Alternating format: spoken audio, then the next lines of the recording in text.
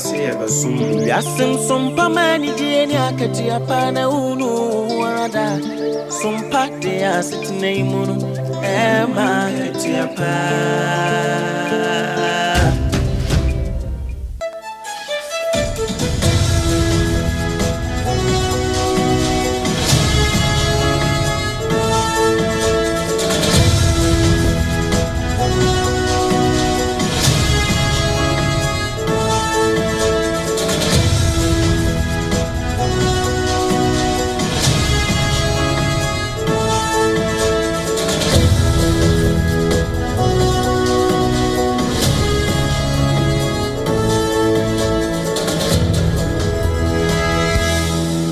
Dumienu abo aha eya SOMPA 106.5 FM Accra. SOMPA 106.5 FM Accra. Eya dumienu kase nia yas sanitary pad na dawroma da ya na meka. Se unya sanitary pad papa na wono utimi aboa wo ama niema nyina timi akoyie saa no a ema wabra abo ankasa no eye so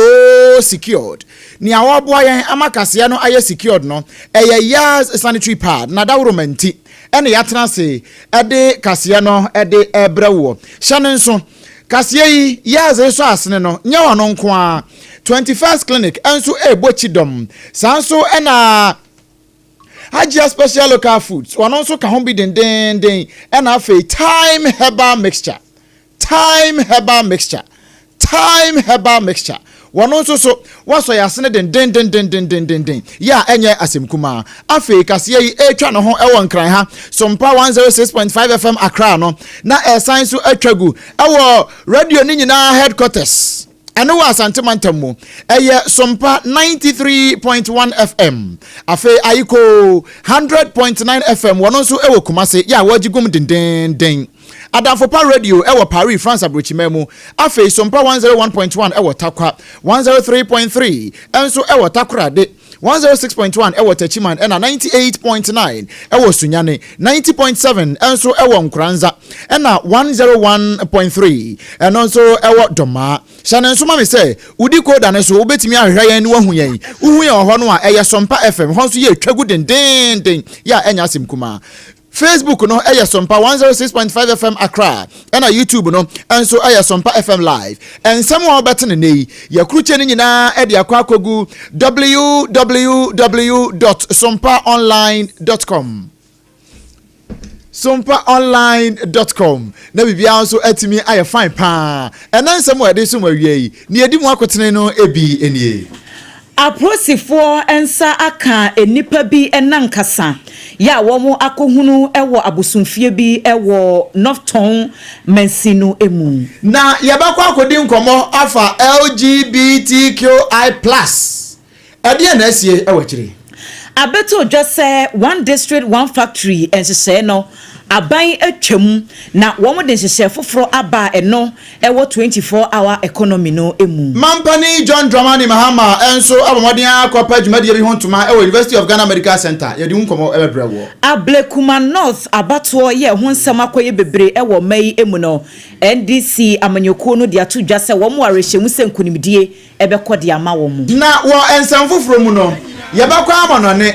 yekwa amonone a enanu nsubransam ye to ye ewo Texas ama ensuo ayiri ewo mpatamo ho no sese me ne wo kasai ne wachiri echenkuri ensam no doson afoforo bi ka ho na wie yi ye nyina ye de ebremo secure sanitary pad womo na fa kase bo no ho ka oba wo bosumi akwantuo no betimi akonkan na bibia atumi adeda na akwamu dia na eye secure sanitary pad womo na ebo ye chidom ebresem nyumaku aka no ye de womo ho adansidie ebebremu awie yi midin ede ajoa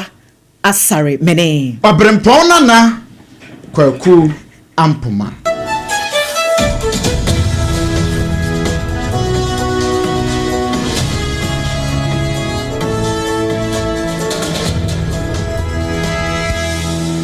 yeshan komona se na yakwashase na yashase e de Africa so a wini bakwantempo no na watwi mu mpo edi fi na watwe wie ye ho no de besi na watwe ye mu no na yete se akwanhia bi asi na we na nya akwanhia sa keke ye akronfo awrenfo ya wo no mo akwa to ahye hyen a ekọ saa nam kwane so no eso ema nam so kra ma presifo bo modin ahwe mu anya akronfo no mu baako eche no ene Kasua of Akwa Circuit Court woni akwa asetena abantia baako a wono che no ye frɛ no Mohammed Bello wanya mfishia no aduonu enum 25 years court kire se won konkodam na wenu kra de court na ama no 25 years imprisonment na aso penise ne yokwa atan ne ye wo ba atan ne ogina ho no ya no no ne atentrodo asemi ko farbai eye kwaku adema kwaku ahoma ne so kwaku ma hai kwaku timenka metonga aha ma hai mejoso mo na boyemu na ukọ court Mohammed Bello yes 25 years won kodam sana tie yo arunfo no asbie papa eye no ko fefe na ene Kasua of Akwa eye Circuit Court eko asetena na wo asetena ni mu no ene chese kwedubofo ede asemi ebeto eye otemwafo enimu se Kasua wini ba kwantempo no so no eye ade se akwawrenfo de ni de nyina no eho ene chese wo mu bo mo sesen ende wo mu hwe pizzakrem na ende kakra wo mu apepe na wo ma betena ho ende wo hwe pizzakrem na chese ekwan kakra wo mu a na wo ma ba betena ho ende so wo ba wa etutrasem ni nyoma bone o mu ye de enye asam ketwa ni nyina ne se kronobo fite yi a kronobo fite ena wo mu ebo ewo ho eni nti no a police fonso abo ho modern se bo mbeye ni o meye bia na chese sa kronobo fite ano wo mu etu ase ho a enye asam ketwa no mu ena me ne we ka sei Central East Regional Police Command etimi abo modern ama na anu ada akonfuyenfu ni ba makomako enum ekogina ho ebo krono ene oyodre ni a fa phone bra fa sigabra wedwuma wayi nyina no fa skene nyina bra apase nyafo ma no monsan ma boss o mema mo fa mo sanche motom mo fa mo sigabra ende mo phones o mo didi ni nyina na chese o mu tu pia fe jadi nkruma yo mo na so de ho ka wira fru o mu jane nkra enye asam kedoa na enum na chese nipa wejimi de sebi wejimi ablante ya ne mfoni edase hello kwaku yetie o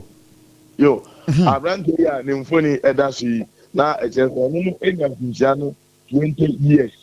ye friend eye Mohammed Bello ono on the wentien dane ade che ya oboabo ane nyoma no osi ni nyoma nyina ewiye obobo dibu bag o to so nyina obobo dibu bag mo ena o ma ne mpobo awoye oba bi tupu afegia na police for the nemu say o kwan va enum ena geze otemafo no etim no ko dibo panje say abrante ena ono ensa aso ne mu a yede no abegina hot enum na geze otemafo no hwe ne nemu din no sewo nia moye no enye ochro ya opija ya 25 years kodem enti samle amino ka say abrante eye Mohammed Bello ewo 20 years ena court nso ama no eye 25 years en yo be ko ba mandi na owo eye 45 years eno ene asemu a ebe de kopie mu wo eye of Akwa Circuit Court no epie edifiri mu eba na ye nyina ebe ka ya eye Kasua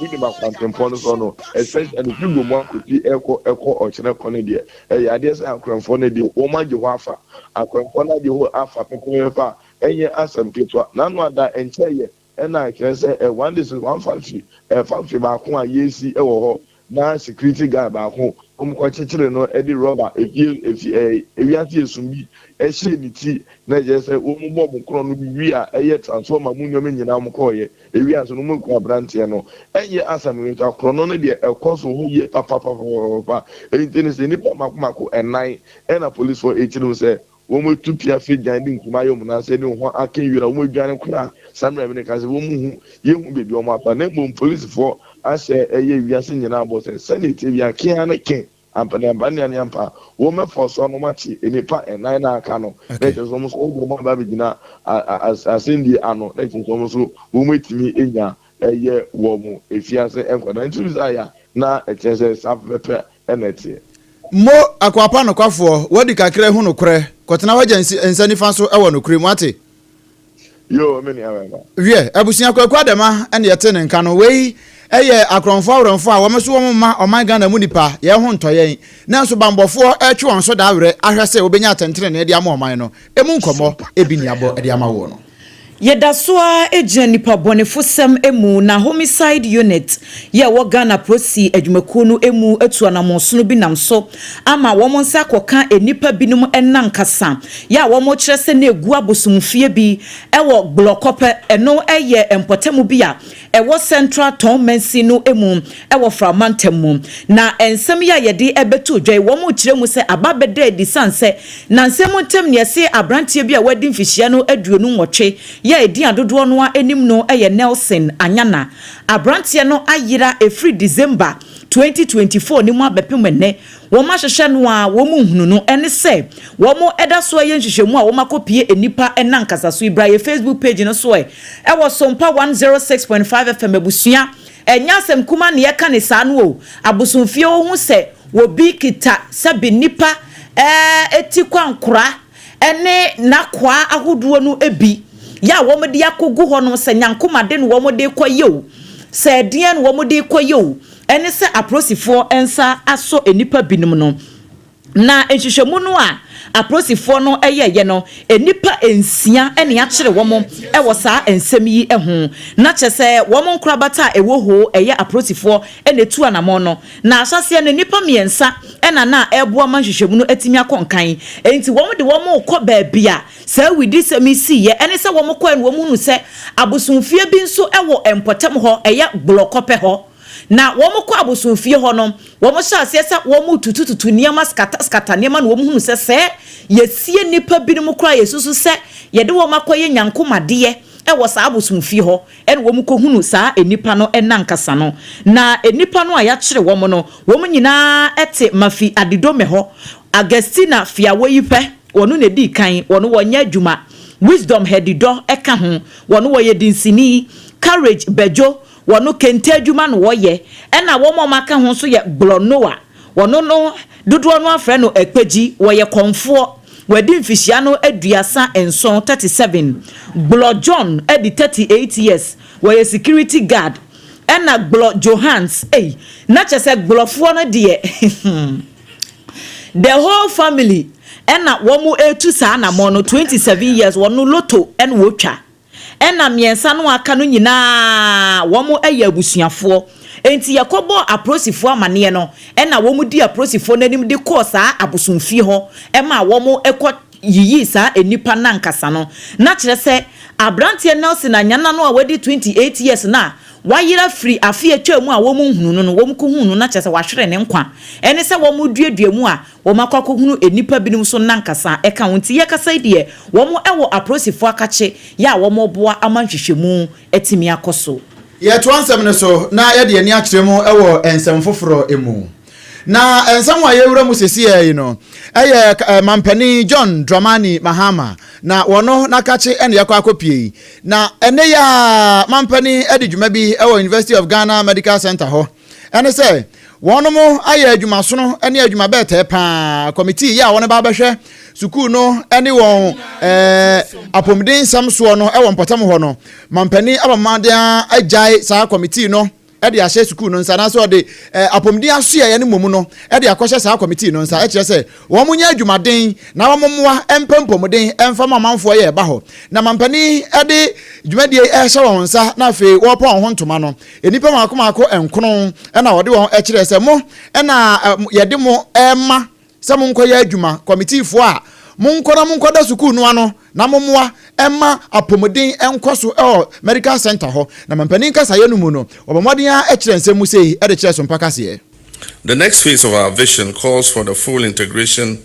of the UGMC into the University of Ghana's governance and operational structures. This is not a mere administrative action. It is a strategic alignment designed to promote synergy between clinical service delivery, teaching, and research, to enhance institutional efficiency through harmonized leadership and resource management, to encourage interdisciplinary collaboration between medical professionals, researchers, and academics, and most importantly, to create a truly world-class teaching hospital that serves the needs of both Ghana and the wider West African sub-region. To guide this transition process, I've constituted a Transitional Management Committee co-chaired by two distinguished Ghanaians. They both bring a wealth of experience in institutional management, clinical practice, and academic leadership.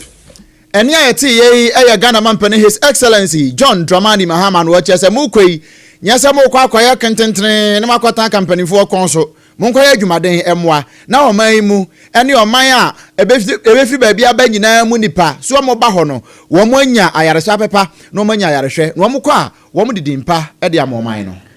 Oswafo wo share adwadie agribusiness na fame fidi nyuma eso Elizabeth Ofosuo Jare opanyini de atudwa kesi sudua sesesi a obo my Ghana mu a bibia ni hwa ye friend one district one factory saa hyehyɛ no wo mo atwam na twa wo mo atwam na kyese kane aban MPP ye omampani Akufo-Addo na de saa hyehyɛ ne bae no enye so twa no wo mo atwam keke na mum funding bia ne sika bia na nka wo mo de kɔ de so nyumaku ahodo ni nyuma na sa one district one factory no ase no saa de ni nyina so enya de se ewo ho no mu ebiem wode nsem we nyina etudwa eno a wabra okopie mu ewo mai emrase bedwamu a ononyamfo Alexander Fenyomakin minority leader ebisa no se wo ma ne nchechemu kakra emfanfa adwumadie no ho pomponso a akwakoduro na ne nkasa ye mu no ene wode atudwa se wo ma yi one district one factory no afri ho de nanso enye wo no minister no na si sa aginaye no efri aban mu ena eba na wo mu yi one district one factory no edi every hono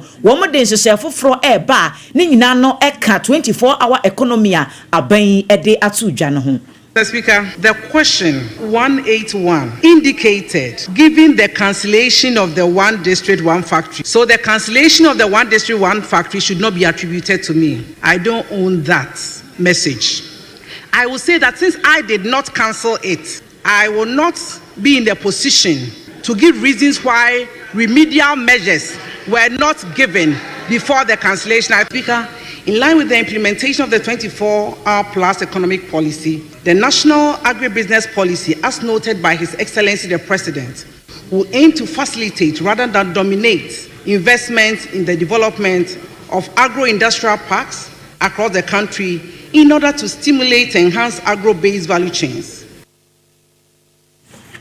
Ani ekotie ye eyosofo hwe dwedie agribusiness enafei emfidi nyuma eso Elizabeth Ofosuo Ajare na yebeto aso ewo hwa na sansom wo hwa bio na ansa na obesom no we putupru ni aba mu sesi ai ene se NPP wo mo injunction awo ye so mo kwa akopɛ de ato Ablekumanov abato mpesua no so no mranim ni a okofile ye on behalf of MPP candidate maame Akuafie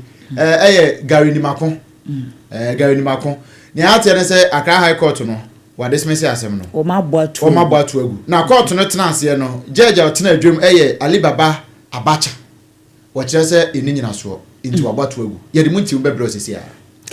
abusia yentoa ensem no so emfamfiri amanefoforo mu soafo ya ohye enyuma ensem eso Dr. Abdul Rashid Pelpu en wode arehemu nsem akọ ediama adwumayefo ampempi no womo etetetete womo entinto ewo Social Security and National Insurance Trust Senate adwumakuo no emu se senatefo womo wo enough funds pa for to eda womo ho no eso se obi ekwa homigie mu a wombetimi anya sika na womadane edi atue nipa ne ka na nansem ntem na nkomodie ne hyase se basanse ye kiremu se ukọ senate adwumakuo no emu a contributions a eba wo hwe dia eba free adwumayefo ho ene wo mu a afibia wo kọ pension ahomigie mu a utimu se ano odene entu bo se nipa ne be ye adwuma mfie bebre wo bekọ ahomigie mu no na ne sika esese senate fo de ma no akwakoye boachi bidin na eno ena Dr. Rashid Pelpu ababetiem no so wedie ehu hia so obia ebebo hu wo saa kwan no so ena entento no so no woto kese a na wunya kese woto kese a ena akwa ahomegiem a wunya kese enti enye den ya de woto bia no se wokọ ahomegiem a senatefo beboabo ne nyina no no madan e de ama wo ena wo mo mpanimfo eda adwuma no ano so ama wo no arehemu se obi ene wo obekọ pension na yebeka se sika ni ho a yede ba betue nipa no ka yentie se de wo kire nsem ni mu faaye. If you don't contribute much, you can't earn much. But their pension can be secured making sure that when they retire, they will be getting the appropriate amount. Yes, they will get that. We can assure them that there won't be shortage of funds and that they will be paid according to their contributions. There is a complaint that the possibility is that Senate contributions may not be adequate enough to pay workers. I have tried to, challenge Senate on this. They have given me the assurance that they can do it. The last moment I invited all the agencies to come here, there was Senate representatives also here. And this accusation was brought forward that there's a high possibility that within the next decade, Senate might not be able to fulfill its obligations. They have assured us that the more people are living and earning, the more people are coming in to contribute. Dr. Abdul Rashid Pelpu, Swafo ya Oshe Enyuma Ensensonene, and you could see ye. Yet also, Nadia Niachemu, our Ensanfufru, Nanumo, and Brofubia say, Abba, say, ya, Manfo Brenois, Ekabie, LGBTQI. Kwakubu some crowd your bar, not the 1, 2, 3 class, I can Hosansa Plus, no. It's very mabebre. Now, Anumu Abaye, Ghana, and also Ebegu Yasum. And Abafa radio so baby television so na manfo ka bie enam so mpo mo ya say oh Ghana de nya de ebeji atomo enu nti ningwe pram na se badwani Sam George na asen no from na se badwani odimenyanfo Reverend Intim Fojo wo mu nyina enso de o ma no tumu bi e kire say ade a ekoso ewo Ghana ha say no nya de a wo mu nyina wo mofoso enu nti wono mu e the private member bill ekodan Ghana brasejafo se wo mu nyina enhwem na wo mu enka bie na no nam so ema aban sesa ye na kire se e se mrasebja no so asesenti no wo mo san ye ne foforo e ba ye manfo bebre du hanu atomu a eno ada adwoda ne mpo a na United Nations wono ko asetena we council no wo mo 59th session ya wono kokotena ase no wo mo ko ye na ye se member state no makoma akwadu no nkrompe na ko ye na wono ko ye no mo ko akoto aba ne nyina ye LGBTQI+ ehun abato en wono koto ye say ye nyintum ana say ye mo ne broskotos ye montungu ekwa ne ye kenkan say Togo presence UK presence US presence edru Ghana so I say absent Ghana nko enu am say na Ghana fo bi amo mode mano atumu bi amamra se bedwam krampo chiame hini mpo aka se wonno ebedi animu am say the private member bill na san ba bio no ma gia tum de atia LGBTQI+ no ada no manko enam so ema Reverend Intim Fojo ya kane no mpo no no ye aban soafo abedi eche ya no hwang masian sem so wodna no atum be che se wo man Ghana ba bia ye gina ni aso yanko ahoma no so e ni ane Reverend Intim Fojo emo asemi enkomo ana wo ma hai ana wo ba jo ma ha o ye ne abrempon apom se say awrade adom ye ho ye na wo so e boko ye de awrade ase honorable ni ayenye wa ha ye ti ye se Ghana United Nations asetena won ko ye ni edi kan kura no Ghana nkobi se ye koto aba edi atia LGBTQI+ ni edi kan sa na seminity e no kura se Ghana yanko no wodi me tie fo nyina Ghana kobi ni ye ko ye no o mampani Mahama ko force ma so mo koto aba ma Ghana no wo mo antu no wo mo antu yes adan a wo musro so wo mo koto Noah befum ofobia wo mi LGBT4 nekia wo mo sano na wo mo eboa wo mo sikasemu ntino wo mo bedi ya ntino so mo kota ntem na asefem kase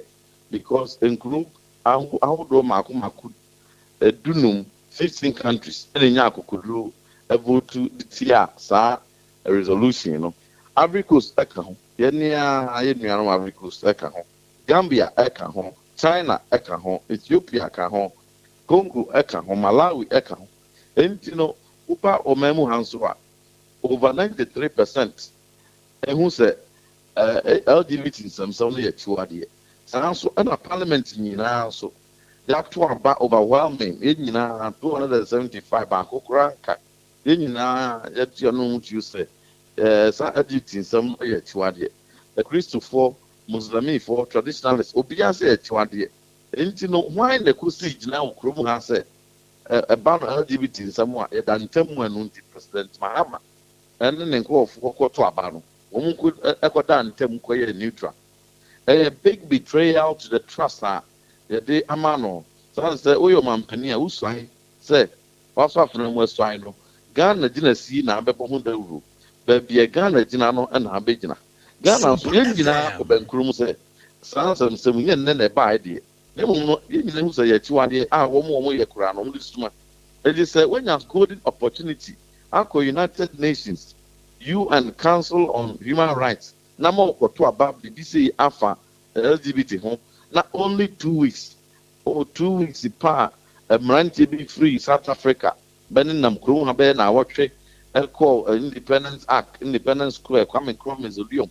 big Ghana flag, to the home, go from one, a few one, can some at the year campaign, the LGBT. Nasa South Africa for to about the 4 LGBT force one. Now say a man Tibetan hey, one to the school called be answer the woman. Not for the first time, no, the Bias Ghana to a bar, yet 2 editor give one, and that year President Mahama be President Biwa, or say only a neutral. No, the person of Betray Nipa or Casa Ghana neutral, no anti. We want them to come and explain. You can never trust President Mahama and NDC to protect and preserve the sanctity of our values, our norms and traditions. Who say LGBT HYDN? Say no, you train trust on my penny view. They say, Koyu and Nakokaya said Maya, Okoya say, yet ye would anthem. At the same main team for you. Now I'm in person for, and since I the first one, I say, LGBT HYDN Mao. Now, me by parliament, now here about the 2 about. Na me say there be me I mean to me and to entia me so I mean to me and to foaso na me dan tem ma bra sense out for and antemu enti Sarfo to no dey unfortunate and President Mahama and then the foreign minister Okudito Ablakwa must come and explain to Ghanaians and enti and also mo could betray Ghana for in the way I want to saba honorable we dey wabo ni nyina tofa na asamba ku ebi mu nso busa ne say sɛ ne ye nyina obi atu ne bafo obi atu ne nuafo na se ye nyina ya gye atom sɛ me amete hai sabe mema ne mema na me nkoye bi me ma me ba nso nkoye me ba no nso agye atom reverend tim fojo agye atom ɔno na asɔre ma ene ne ma ne nananom nyina agye atom a sɛ we ya reject no no Abraham FM wo musa sɛ ye nyintu nanso enam sɛ pressure bi efifiri miamia bi ba anything that piano, a bad pia, sorry, I can't home. And it's Rebecca, President Rollins, President Kufunya, almost sorry, can't conference be an anchor, LGBT for Bell Ghana. I'm so President Tatamas, a sorry, can't hunty, conference Casibia, LGBT for Kumba Bay, I'm so Rebecca, President Kufado, also can't hunty, breed beer near Betty said, embassy for being. LGBT free faculty council akoto a dime be an high dime base for one resource center. And tempa ye national security factory moko closing it down. And then no one thing in penny samuda say a whole will be free a man on it abagana no mobile no to me aqua farm or 1 room national security zones. But you be earning say national security for any show. Independence Act, Independence Square, a whole man penny for them all. Aqua Kuku and Mass had the security that the Ghana flag cried to Moho. Until said, one yes, sir, now obedient to me and Cashian to the home. Wabra, where you visit, I only buy a woman at the home. Play a woman for a woman even the city woman at Sans of the buy. Hotel woman there move, maybe a Moko be a national security 22. One may do me in every day court. Nasa affair. From a no quarter channel from the PI position I talk about the LGBT UN. I feel ya coba say ya shift here free home from against not I feel ya neutral abstainer. Let us say from this point, no, the next point ya ko yes. And we are 2 years new year. I feel we are about the LGBT free and they will still you anymore. Ube ko be pa no be duru ha no pa ko adwuma no na mema mienu afan ma mienu afan wo ho ene obi kwa kofo ka station ho trotro a man you be fame, man you be fame, but you could be a one sorry anymore, him fear anymore. Just a friend, no, my baby, when my man had time, and I said, no, the fire because I bend the abaso no, or say, or ferret 1 year, a year LGBT4, and him so quite you. Honorable campaign. Not a young waka, young sorry waka. Now I penny for soft, me a soft, me a penny for for ya, a bitum, a bra, a president, Kufado, MVP also, and this is for that one poison 1 year campaign, year, a year, or yet like a CDT, as Abrenecra, Sa Sabia, a Chuadi. Some Yanti Ghana and Ubia in the name of goodwill. Said so for Biancasa, the Imam Biancasa, Nasra him for Biancasa, Yanko Pomana near Bon Empire said, or not be on sorry Casamaye, on sorry Casama Ghana, not Ukura Yamamrim, and sister Pie or Far Away home said you know a ball New Year, she said, you know, or no Casa to the Apom, and Casa and my Ghana.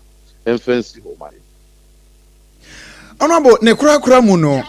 Yenim say Nanokra speaker, I can say more sign ye someone would animuya, Mbesa reintroduce private member bill now only some George come who boom what they call and Mbesa reintroduce. We are Kobani say no, Ebuma Bamana. Obrempom, I am telling you, say in an sorry waka, Sabel, a better parliament, and passed it.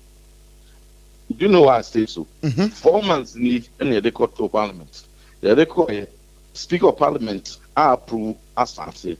And so say a beco gazetting, submitting it for gazetting no any don't show it back don't show means and assuming any that's what the parliament for because we beat the Jubilee House I'm one instruction. I control almost say more gazette and I didn't create 4 months after the approval of speaker of parliament, you know. They will know that social parliament will anchor for gazetting because someone seeing hand is controlling it from Jubilee House. Now, 1 week after 1 week, you know, from one gazette, when we come back to your studio, you will expose some people and their hypocrisy. Honorable, where the major headline pan out there about buying 1 week ultimatum. 1 week, one gazetteer, your Beba Bonting, I bet it is to cocoa expose of full people. Because it can never happen. So, Gazette, within 1 hour to be submitted 4 months for more fan coin. So, starting with a CAM Penswa and Kakana, here now.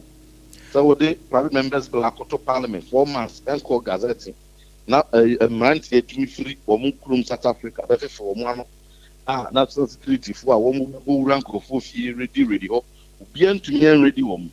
Bien to me and supervisor one coin. Now, free must call you and Akko to a body, Akro LGBT4. Says CEO, a Kufuad on Penswak, here in the Kruma. Yo, Honorable, me Jawa Mwako, essence a Brennan Sunti. Now, Nipaya also be exposed when we Timonka Cratch. And one station. So, many about Kusa Abu, the Beckham Wassam, near about the breaking news Raman. Within 1 week, that's woman. Gazette. That's it. Honorable, they say, yeah, Parliament, about sitting idea, and one cry. Week, yeah, moon question the now what you know. You know, because I know what better to our hair, why no better studio better to my. Yeah, that's it. I was any penny won't come away, a reverend in Tim for Joano. I am Rashabe Jenny at the Madisia war, Ascent South. One also assign a ranking member, our Rashabe Defense and Interior Committee, yeah, Wahono. And you know, Abonco, just one my buy 1 week. So one French the one, Yentia, private member bill, Aquada Parliament, Enco Gazette Noa. Or no, ni pebi a tell mechi, yodium no, or better want to. Ebusia yede kasia bono eko ensemfofro emo na NPP amanyoko no womotrofo panyini eye Justin Frimpong Kodua opanyini ene free enano dwada de na dwuma sore pa ewo Ghana ha efa Ablekuma North abato ya womo ekwa akoto no ehun wose na Electoral Commission kura no womo credibility ben womo wo se womo ekwa akwahye abato foforo say 19 polling stations a ewo Ablekuma North constituency ho no womo nsan enko na womo enkokoto ababium na nyame ya domu a efiada ye da yanimu wo kyenachi ena abato komisa aye ne nhihye nyina se womo ekwa akoto aba no na se de edi kan ete ho kire mu no MPP amanyekuo no panyina wono ekogina yesa womo nto ne so aba ewo mpesoa no so na eku afriye wo se wono wo mpene nne emprecha sansa abato ayato ama wono edi nkunim de ede ba biom ti ena se wo se wo kwakọ ye run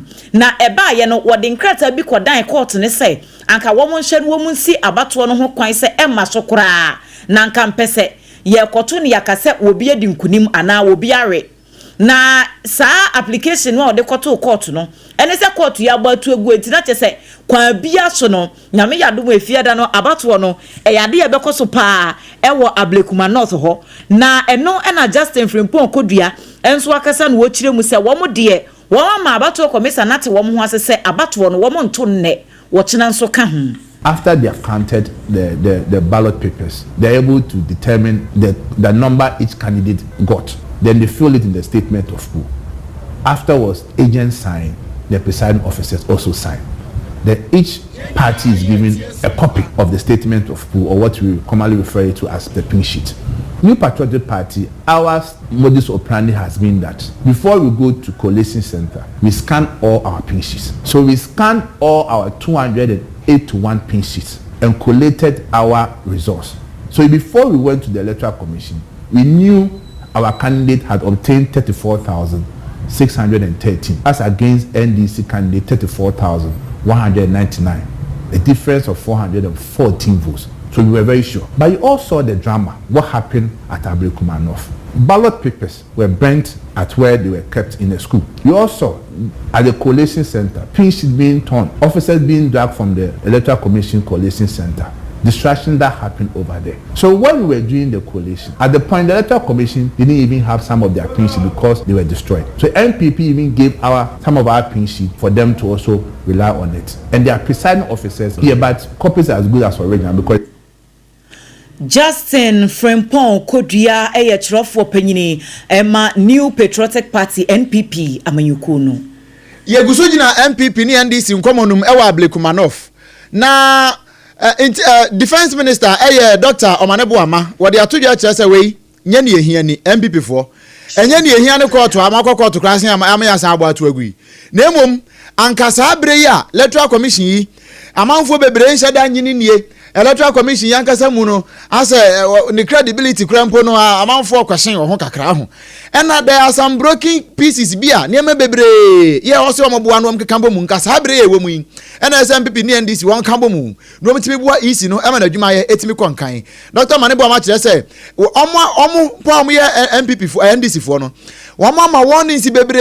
e de afa bato komisa na adwuma ye ho na nso omo kan bia na MPP fo omo da ne defense no mu defend sa asay Inter Milan for defense omo rekọje Champions League no mu defend sa afeye bubo wo no peninse so obofo onim so obawi ado atiri a ankohwe no hu ne ye ene wo man hwe huhu ye enti no ebebubo no ma se ye se ba enye ba akofo na nane abrewa o na ye kwan na san count ya na ase kwan ne tene na anu ebefa ofie kwan no de wo se aban no mpewasem na nso sa abre no a wo ma warnings no NPP fo do wo ekọ bankrom wo mu nyina ye ne pepepa ankanya ne si egina crossroads yi wo kire se sa abre MPP fo hu ne se eye bra emunye e de ma isi no ene ma nkoyie e wo isi ho eno nti wo mo mfo mo pride no wo mo ego so no wo mo mfa hu nchen no wo mra no wo mo NDC fo wo mo nkamum no wo mo ama isi adwuma ye no enkonkan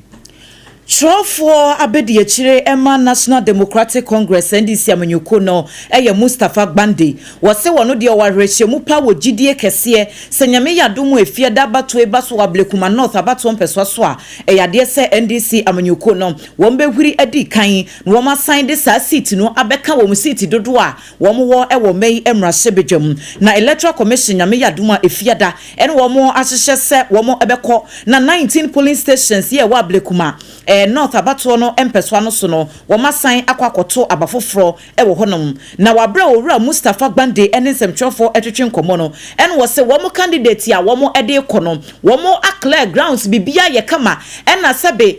wonji din boni bi wo kwan bia so na so hwe MPP fo na nakua afri ya wono mre bi kura na wo ye ambassador no eniema huduo bi ya wo de ne ho efrafra mu ono kura na records no ho sheda ntesa en wo mo pese wo mo fa kwa abone so an ase bia park so board bo bi no wo mo kwa kobo ye kosa ewa agudie so no wo ma bruntwini ni bia no wo ma dandan wo ho no wo ma soreko na wo manfo ato aba wo wo se sa na MPP fo adwene ye wo mo dia ene wo mo titi kura sanse wo mo NDC fo de wo ma ye krado se ebribia abato no beba so no yade se nkunimdie ebeko ede ama wo mo. Before with you, NDC is always prepared for any election any day, and so the contemplation of the people have always been to get a credible representative as a member of parliament in that constituency. Our candidate doesn't have any record of public trust. Our candidate have acquitted herself, much more competent. The candidate that is representing the MPP, I believe, that have not demonstrated a lot of competence, even in her own campaign, where they believe that Abile Kumanov is a theater for dancing. That is how to pull crowd. Let's go and dance, let's go and share money, and the people will vote for us. Again, she is a character that is under public questionability now because of her role when she was an ambassador. So Friday, should the election come on, will just be an addition to the number of seats that we have in Parliament. Deputy General Secretary Emma NDC Amanyukono Mustafa Gbande ene yetenin king. Na Shannon so sekase na wutie no secure sanitary pad. Tie ne ye mame. Secure sanitary pad na dawroma ena kase no. Delay no mu a edimu boko emfa nchen. Won no enti so ba bosome so saa na ukọ mfikyire mu na se wo pẹ ne ebetimi aboa wo ama sebe animguase emma na ye secure sanitary pad ene ebetimi aboa wo me pacho we no me ka ya na me de akukuduro onuado ne nukuredie ena me de kamfo de ma wo san se ya no ye nuanom ma ya ne omu ofia ha wo nyina di ho dase wo ma ya som dwen e wo fia ha ehun anya saa anka ebeduru brese wa mboso me beso no na omo dede sa but yasum dwen because secure abra body ama won enu nti ye gina so ane ye kamfo de ama obi bia say secure sanitary pad no enu bi na won so kopeto na emoa wo pa se wunya secure na se wo de mo enema nyina da na kwamu kama afei o maaye mu mpo no etimi boa wo e ma o maaye no mu no ekoboko ba bia ubenya biato ba bia ye ton niema ahodo se ni nyina bi no udu ho na so si oni bi pe o de numbers if amano 0243 862 158 0243 862 158 Kumase mama excellent cosmetics number nam de ama wo no me pa cho owadum PZ na fe kwada so exit taxi station ho no a ho so ubedru ho na wabutu ho den a ubenya bi ato ne bo no de eda form say kulem na bibia ai fine shane so ma me say ewiase ya yetie yi se oti wiase na niam nkoyie e wa abrabonum utimi wo se waye mre usisi efri woto ase ede ba no befa onan kokomu ho no da bia na otrase na onan ne ho no twetwe saa siateka na eha wo no unya hunu ya maka kirew enkokasa nanse achew na nanse onye prosi eno wachew mesi ye frɛ no siateka na emom ni oye nhwemu hu ye ede ho anu ye ba ye no a wiase nyina agi atom no eye 21st clinic eho na obehunu no me pa chotie wono beyi saa obehwe ba bi ohaw no efri ye ba ye na fe wa pa ba de ahwe no ekwa ema bi okura wono gye yade ye no to ho no ama apomde ndi kofie 21st clinic the sciatica originator we are seeing na agba na baso so no de yade bi awosa na emom ne wakwadare mu kase pa we are seeing na de ni no eye sciatica no eno nti fo ni kire mu nkura bata maako dumienu edunum mpo ya ewo Ghana ha ya te ho apete ba bia me pa charge numbers yi eye afre ye na fe oni ye monkomo ana wo de ofre ya no mo say ba bia wo no ubenya 21st clinic wa wompatam ho ana ne ya kire wo 0540 311 0540 311 na fe oni empanin abo emu enkomo na fe hye ne nsoma me say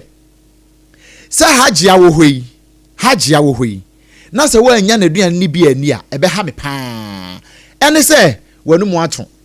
malaria achew enti wo nhya da entimi nidi da bia na waposo twetwon ne ma nkoyie mfa ma me pa chew ubehia time herbal mixture tie ne ye ma me time herbal mixture se entontom yade ya malaria na achewo ena ama se wanum ato aduane to wanum a me de manum kura nya me de da bi anu nti na agye aba a wontimi nya bi nie no me pa chew wo hia se wo de wani kire mu e wo pharmacy herbal shop bia mu na okope time herbal mixture na ope bi enom afi ye wo time HH mixture ene the capsules no enso wo ho a bi wo ho a wojonso a niema nkoyie na da bia wote yawo ewo mu afi wo nso de no we immune system no aye weak u general well being ankasa wotimi se we de niema nkoyie uhia time HH herbal mixture eno ene betimi ade aboa se wo pe bi ato a me pa cho pharmacy ena herbal shops bia mu no ubenya bi ato na emom eye time herbal center for ene de aba se wo pedodo atu aton sa no a wensu eye mo obia ma ne mema na emom hye no so ba ma akoda no fo na akoda wanya mfihyia du bienu de eye na wato obo asikakra wo hansa wo pedodo atu aton no afre 0244 417-669 0244-417-669 na fe oni empani abo enkomo time HH herbal mixture na fe time herbal center wo mu nro na wo de aba no ni nyina eye de ma wo se de be ya wo so apomdin ebetimi akonkan pa we mada romanti ye nyina so na fe ye ntwa ho simamra ye ba ye de kase na eto aso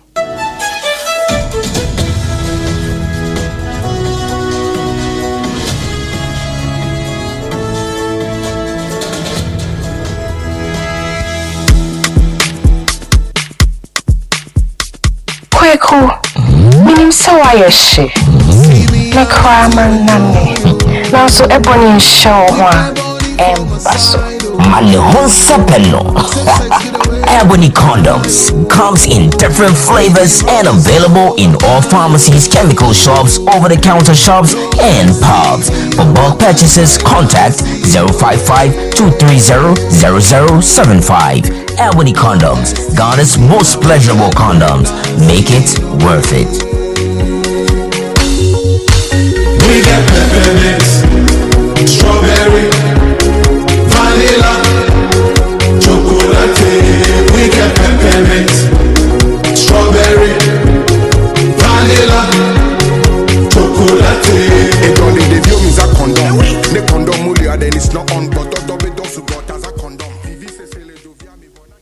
Point homeopathy clinic Ghana had the obi enim sesa ye prostate na baby omutimi ye screening ema hu ni ye etu asia na eye endpoint homeopathy clinic anase eye kidney eye liver problem wo fa baby ena adjujo na de friend premature ejaculation no a ba ma bi a wo ne wodofo akwakosia asa wo di ne ho agro asa wo tonte ene ye bra endpoint homeopathy clinic na ye moa wo ema ne mema mo pa wo eye endpoint homeopathy clinic wo mo da mufua yare bia infections bi ne wo ho anase bia wo hwa wo fa baby na adjujo kidney problem prostate de eye endpoint homeopathy clinic kuma se ubehu endpoint homeopathy clinic ewo konoma bohia ena akra hanso so de wo mu ginamu ankasa ewo spintex zebra friend share signboard no hudro na ubusasa wo pe endpoint homeopathy clinic obia ebechiro for endpoint ewo 0244867068 and 0274234321 endpoint homeopathy clinic wo mu dem fo medo edurano pa wutimi to wo boase etwitwiwusi o ado na so ni se me de yas toothpaste and the brush and the twitwi mesima menya homka senti na ye boko yi na me all time favorite yas herbal toothpaste and the brush aboa me amasesei menum so a enwunu anasa de ehia me selfimfem me biem na wonhwa sa mesi ayefita asesrecha homa na eti brightens yas whitening toothpaste and the brush and the midi chimisi enti na wo se efe na yas total care gel toothpaste and the brush ne de ebo wo se ho ban demu ne nyina ema wonum ye sham oh yes enu krotrodo yas herbal yas whitening and yas total care gel toothpaste and the brush ebuzian chamfa se wo pedudu tu e won kran ha for Leicester Ghana Limited and was 050-161-9588 Leicester Ghana Limited and the yas toothpaste mo ahodo and the brush abadwa so ababuaye.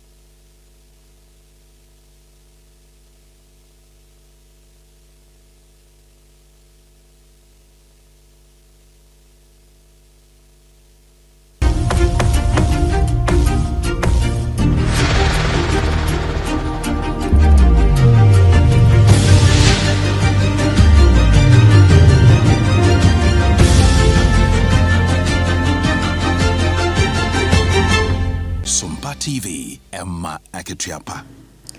Emma Ketuapa ampa yedamase semonya dagenia dan ye ho akwaba yetoa ensem no eso amrado a woda Bank of Ghana eye Dr. Johnson Esiama opanyini no de atudwa se natena ye honom wo mo awiata so pa se omai Ghana yesika sidi no aye di no ahoden a abamu no wo bekoso aye de ombetimi bia se de be ya ebegina honom saa nampo akwa anim na nyese eso ebete abafom wode nsem wo nyina atudwa wabra na moye internal launch bi yesidi no at 60 anniversary ya no mo ehye ho fa wo Bank Square ho no wode sa ensem no ekotudwa Dr. Johnson Esiama ede ne ensem etudwa no wode abasoboni bi ekoma adwumayefo a enam wo mu nimdie ene wo ma ho den ya wo mo ede ahyem enti na ene yehunu sansunsuaso pa yehunu no wose yeko anim no esese yema digital finance no ho dwumadie no etimi ekonkan afei Africa Continental Free Trade Area ya abanya na wo so dada no wodi kan ehyiemu kina na edaso etintim honom wose esese wo mo yiri mu pa ne ma adwedie ne tichu ewo abibrem ha sei no etimi tintim sanse adwedie ekoyi a ena Ghana yesika no ayedi no so hoden ebetimi abam afei ewiemu nsachiraye ene ne ma hodo bebre ene nam so ebetimi amasa nisuade huni etimi abam na wose adwumayefo no saa success anankunimdie yi a akọ ede ama omo no na daroma esese ehye wo mu enkuran na ne wo mu ye no wo mu ye bi ka ho na nyese wo mbete ada sanse sidi no ekoyi a ena niema so bekoyi e wo Ghana ha eti wedie wonam saa kwan eso ebo adwumayefo a wo mu di wo mu dwuma e wo Bank of Ghana nyina abaso wo adwuma pa wo mo aye e wo sansa kire foforo yi a abeto dwan ho yegusu gina wo man Ghana sikasem ene kwa befa so ebetoto ama ne manyina akoyi na ne mu ena fitfo wo mo a eba no se ye hwe o man sikasem ne ahwe ba bia obi a sikasem bobre gina wono mo eya ade pa rating agency baako wo mo no wo mo kire se o hwe se ne sika akọ ne bo aye de ne ewa amono ne pa na ye pagya ne bo onum no a wo man Ghana ye gina ba bia betimi aboa yen pa sanse Ghana eba no sika akọ no a ye boa ye ho pa ewo mu wo kire se Ghana fo ebomodin ade ye ho ahyem ni atobi di akwa amono ne akwa akoton wa se sika akọ ne to no sika bam pa afi wo hwe se ne wayire ya ye krade free amono ne eba o man Ghana mu no amono ne adwa so no na se ewiase nyina adwa man so no se ne ne bo na ba fom na nsu gold no ana se sika akọ ekosoro no a Ghana betimi agina yiye se Ghana gina ne ho yiye so a obetimi anya mfaso bebre ewo mu wo kire se afi 2025 ya ewo mu se Ghana enya sanfaso enyina bia ebema ye GDP ne betimi akwa akodu 6.9% eno ebe the highest ne wo soro kra free of my Ghana oborebore ade ede besi nnai sane ye economic policy no etimi akosoro pa no we ene ne be ne di kan kra we reporter Fitch for ede aba o mayo mu hwemu ha de aba Fitch Solutions kire se ne o mayo hwemu de aba yi we nkire se ye ntem koda ni ati woni ye de ensa hye de mrifo mu gold bo ha den se petrol ni diesel crude oil no ya te so wa amono ne enu nti saa ne ye kan ensem gu osa wo kire se yenya adwumaden na yenya saa de we so mfaso yenya so mfaso a enu betimi aboa me sikasem so etimi agina yiye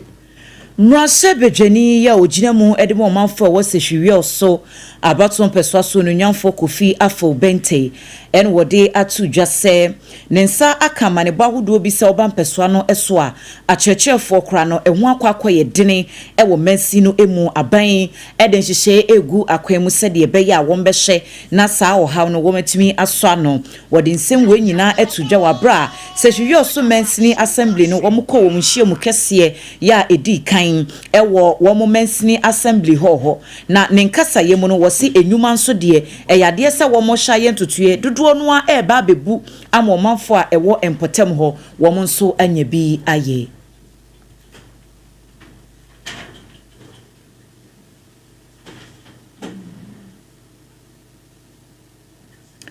ebusuani ehwese yensa ebetimi aka onunyanfo no ne no na yede amamu ka nhyehyɛ a Kofi Musoma me sɛ memeyɛ mu MP mede agu akwam na me boade ama mranche ni mabawa no anya adwuma ye enti dodo na ewo nkrata a idimu se ombetimi akirade ne binum abeduru manim na me adom ya priapria akowie kura se ehunu se ye ha ku na hodro na mechi ame bonto mo se ya teacher fo no dodo so imi ni MC ye twetwe nkomo se be ya omonhwe no mo miehu yensuku ahodo ye wo ha ni nyina ne teacher fo a ye behia omo de sa nipa dodo ne teacher fo dodo ehia wo school no abetu manim na eno na akwanya eba se ebetimi aboa na emirante ne maboa ne bi anya sa teacher adwuma no aye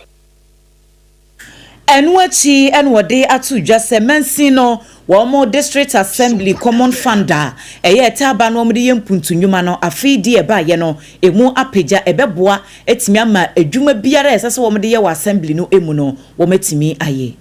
nene me waha mabeye mosomafo mrakwan so no assembly ne meka ho ntimi ya assembly member na me baye me ba na say assembly member me wo kwanya assembly mu adisa abato nko ha no moto ha mentimi entubi na assembly no eda makoma so sai adwuma so aye fihwe dodo na me cooperate aba na assembly ene ede ebeye adwuma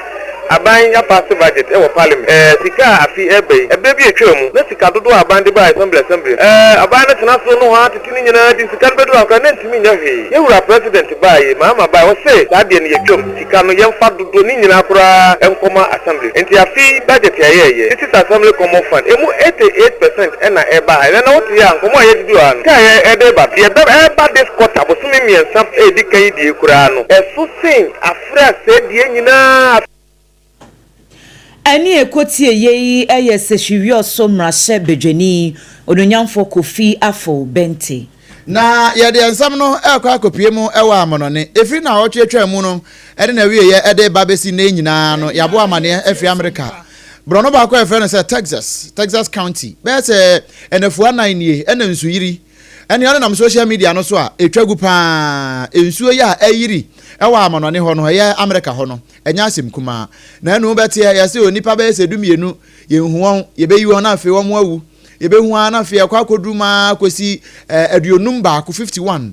sei ni ayate efri Texas County ke ho na asem ni si ye ho no ni ayate ne se nipa sei anya hwe kura nipa be se oha ene aduosia ba ko 161 ena ye hwom kura ye huwom akira kwan enam enanu subransam ya ato ewo ho na hwe videos ni bia eba ensuo ni timi yira na peja ka na tentani ensuo timi kwa na budan na ejirigu saa enonam so mo che say nipa 161 ya ye huwom no nia omaye a oma huwom a om de om nyina ato ya anom ewo no ho ano eye wo ha ene du baako 111 ena no de om betimi akasi super ese wo mo de wona ahwere wona nkwakora enonam so e ma mayor ya wo empotam ho enso na no atum bi chese ade we de sune nya de a wono bompa ye se bi nsi wo kora bi oda enam so e ma na no krampu America mampani Donald Trump edna no atum bi chese ade we de e ha dwene pa enam so ma make say one more day 13 Black Hawk helicopters e free Arkansas e de akwa kodru Carroll County ho a one more day boa yi wonu mu a won betimi ayi wom nyina e de free nsuom se ne be ya e betimi aba na kakra no a won betimi no won adwo nkwa e de free sa wo hawi enso emu ewe abusia ha anase we so e na ye gina na ye de awiai dumienu kase no nia secure sanitary pad adawromenti da ya na meka wa makase na ye so secured na niema nyina koyie ye kwa ye nhwe ye nimu nhwe ye chi na ye kwa ye nim saa no ye secure sanitary pad na dawromenti ye de kase no esie afi hye no nsoma me se enye secure nko awo na emom 21st clinic enso bo na baba wajiji no ema asiatica yetu siatica se 21st clinic na edi se fatapa time herbal mixture ena time HH herbal mixture and as HH mixture in the capsules no eno so boy echi dompa eme de kase ebrewo na ye be reduce text messages ni de amount sesi a na nso na ebedru so no eno de eye Hajia special local foods aduane papa nyina fie eye Hajia special local foods wo pa aduane ato a wo pa nia obedie me se wan ni aduane papa a oyafunu obodondo ema wo saw na emom ya pa aduane papa wunya die no eye Hajia special local foods eho ena we say odi wani ekire na akwa aduane papa ni bi edi efiri ho se wunya ni bi sa no a oh na wakoma atɔ yam wɔwɔ nkran ha ya hacho atomic kwan so no transition enchen ho ɛhɔ ɛna obutuo sɛ opɛ wo ne kasa esan sɛ aduane no ba bia wo bia otumi ɛde brɛwo frɛ no ɛwɔ 0246 359 921 0246 359 921 na fe one no abo enkomo Seth Antobam edinidie efri malam enaba wose wo shekase bono live na MPP should forget it rerun ne die eyade se ebeba so ewo ablekuma ho Comensa pillar 2 edi freedom kwabenya wose honorable ekuafri ye wono na edi nkunimu abato no emum enti we die na chese kukurudu no omagisu eshi wase no reruns enyade se ebeba so special greetings enkoma Hajia Safia Mohammed next MPP National Women's Organizer Kaswa ensu keke edine die efri honom en wode aba wase keep up the good work more fire ye da si papa wase kudos enkoma incoming MPP National Women's Organizer Mavis Hawakumsen Nana Mensa K Wilberforce wase mechiamu meshe news no live keep it up guys say no to LGBTQ+ ewo Ghana ha ohine na mensa jebise mechiamu fantastic news presentation so eye solid mummo eni adwuma amo ye da se wumbe Samuel enso se wo share live every tema 21st clinic madaroma mo messages ka me fa de ni mo so tew we say friend no Kwame Junior was so here live ewo nkwanta oti region ho no wono so hwe live was nchi akase enkoma ne papa Nana Yende Simon wasenchi akase enko emfama no ena we so Patrick Owusu Armstrong wono so wase wo hwe live ewo ahafo no north wo baby ase mankran so na wono amu no wo ko se research officer ewo MPP mu ahafo no southwest ne dia wo dia ba eno no wase good afternoon mechia mu nyina Evelyn Forge was wo hwe live ewo United States of America na wase mechia no de no kore da obesane asi fom no oba beje meche no na wodi akobo life kakra ne dia odi aba no Mr Donfe was wo hwe yen e de free Kumase was wo hwe yen live honorable kwanim was say hey oga me hwe mo live e won kokko na no kre mo boy djuma papa nyame nhira mo ensem a awia yi ye de beso mo na poso bi ne se kronfo ya wo mo ache no e wo kaso of akompotem ho no court wa hyese mfisi aduonunum wonkodem NDC amanyokuo no se wo mo arehemu ablekuma north abato no nkunimdie beko e de ama wo mo sanso ena mampani mahama abomodia ade committee ya omkọ University of Ghana Medical Center no wapom ho entoma one district one factory enhyehyɛ no aban atwam ensam na hodo bebre kan we no mo ho ena nuanu mienu ye bebese no se pani na ha ban efa enkran ha Sompa 106.5 FM Accra no esan kofa Sompa 93.1 ewo Kumase ena Aiko 100.9 no so Kumase dan for radio Paris France abuchimemu Sompa 101.1 ewo Takwa ena Fei Sompa 103.3 wanonso ewo Takrade ena 106.1 enso Watachiman 98.9 ewo Sunyane ena Fei eye 90.7 ewo Nkranza 101.3 ewo Doma udiko dane so yetwagu ye eno eye Sompa FM ena Fei Facebook no uhu ye wo ho a na ye Sompa FM live Sompa 106.5 FM Accra honso so yetwagu ye ewo ho na nya kuma Accra shana nso ma me se uko YouTube ne so nso a na eno nso eye Sompa FM live na nsem we de besum no nyina no yakuche ni nyina e de akwakogu www.sompaonline.com ensem no ubenya ni nyina do so promo enso ewo ho enuanom a ebe be se ensemi e de ma wo no eye me obrempon na kwaku ampoma mene Ajua asare yesore so no mobrasem eyobi asem ena etwa so yadamu nyina ase na yamamumo eniti